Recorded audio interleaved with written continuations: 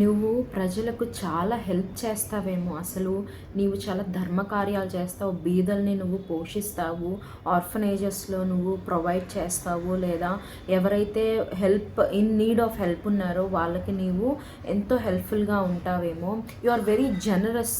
Okay, అయితే నీకు ఇంకా ఏం అవసరం? నీకు ఆ హెల్పింగ్ నేచర్ ఒక్కటే నిన్ను దేవునికి ఇష్టడుగా చేస్తుందా? ఆ హెల్పింగ్ నేచర్ ఒక్కటే నిన్ను పరలోక రాజ్యానికి అర్హుడిగా చేస్తుందా అంటే నో అని దేవుడు చెప్తున్నాడు. ఎందుకంటే మనకు కొర్నేలి గురించి తెలుసు. ఇటలీ దేశంలో కొర్నేలి అనే ఒక అతని గురించి మనకి తెలుసు. అతను ఏంటంటే నిత్యం దేవుణ్ణి ప్రార్థిస్తూ వేకువజామున ఆయన ప్రార్థిస్తూ అనేకులకి ధర్మ కార్యాలు చేస్తూ సహాయం చేస్తూ ఎంతో జనరస్గా బ్రతికే వ్యక్తి.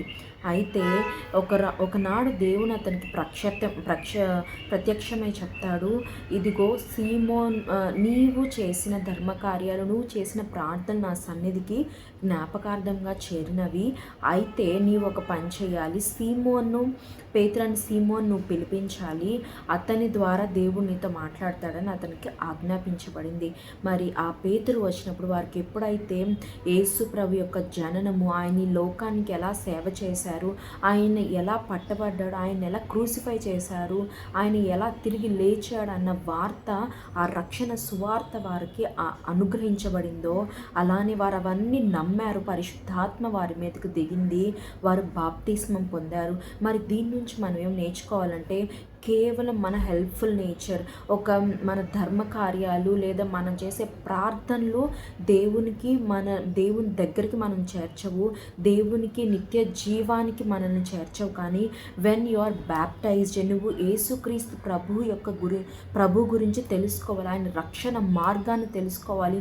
అది నిజం. ఆయన ఈ లోకానికి రావడం, మన కొరకు చనిపోవడం, రక్తాన్ని కార్చడం, ఆయన తిరిగి లేవడం నిజమని నువ్వు నమ్మి నువ్వు బాప్తిస్మం పొందితేనే you have full access to heaven, you have full access to see God.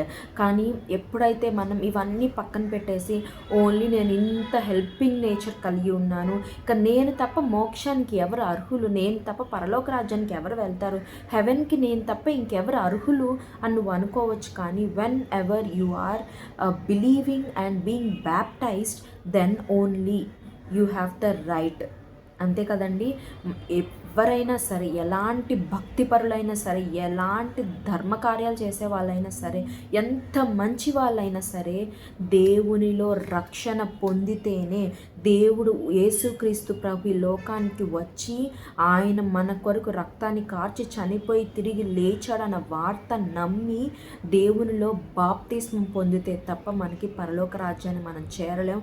చనిపోయాక మనం నిత్య నరకాన్ని తప్పించుకోవాలంటే మనం చేయవలసింది రక్షణ పొంది బాప్తిస్మం పొంది దేవుణ్ణి మనము బిలీవ్ చేయాలి. అప్పుడు వి ఆర్ సేవ్డ్ దేవుని నామంలో. ఆమేన్.